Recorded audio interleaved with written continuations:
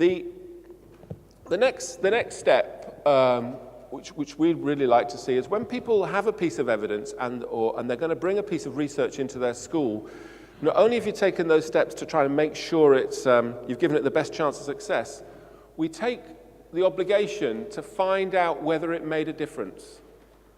The phrase we use is disciplined innovation.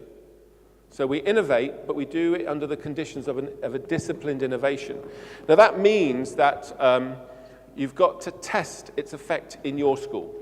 There's no getting away from it. It's not a condition like a medicine, like a tablet. You know what? Just give this to every patient; they'll be fine. We know that. Schools aren't like that. Context is really important. So when you test something in your school, you need to have quite controlled systems to find out whether it worked, and particularly whether it had the level of effect it should given the investment you've made. Because you may well, with John Hattie's work, you may well find yourself saying, do you know what, we need to stop doing that and try something else now, because it isn't quite working in our school. And that's perfectly valid.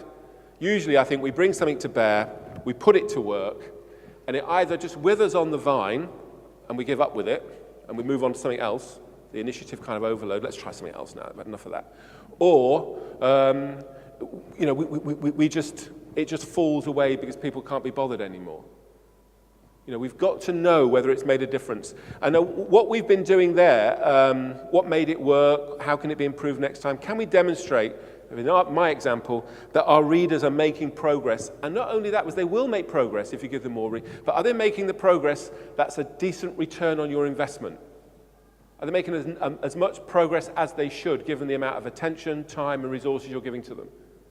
Or they made a bit more progress. How many times will you read a report that says, we gave the children, they liked it, and they made a bit more progress? Well, we need to quantify all of that.